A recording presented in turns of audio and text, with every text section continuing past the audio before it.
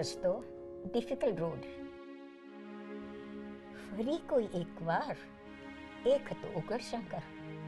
એનું નામ ઠામ ઠેકાણું હું ન જાણું, કિંતુ લોકોએ ચાલી ચાલીને કે પછી ઠોકી ઠોકીને કે પછી મહેનતથી પહેલાં જે અતિશય દુર્ગમ રસ્તો હતો એ રસ્તાને પ્રયત્નપૂર્વક સરળ કરી દીધો હતો.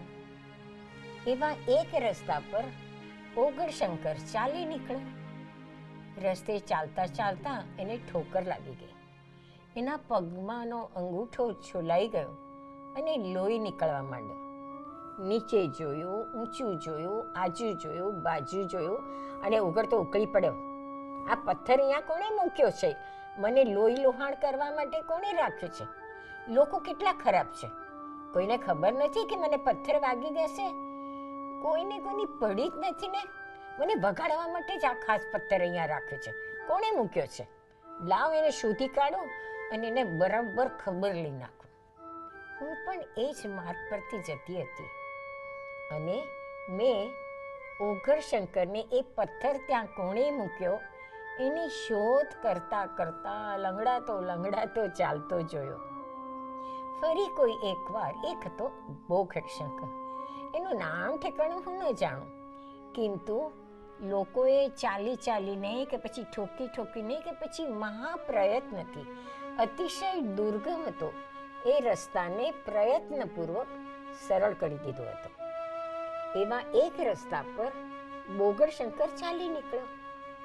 રસ્તે ચાલતા ચાલતા એને ઠોકર લાગી ગઈ અને એના પગનો અંગૂઠો છોલાઈ ગયો અને લોહી વહેવા માંડ્યું. ઉગડશંકરે નીચે જોયું અને નીચે બેસીને પહેલા એણે પોતાના પગના અંગૂઠાને સાફ કરી મલમ લગાડ્યો, પાટો બાંધી દીધો.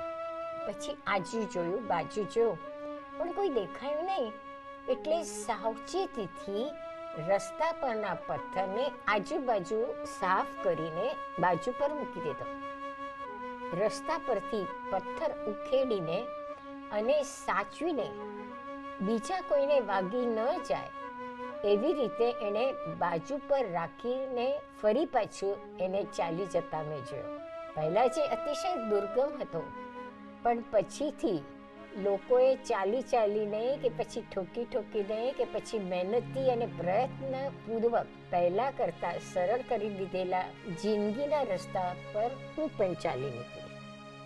રસ્તે ચાલતા ચાલતા મને બી ઠોકર લાગી ગઈ. પછી મેં શું કર્યું? હું કોણ છું? ઉગડશંકર કે બોગડશંકર?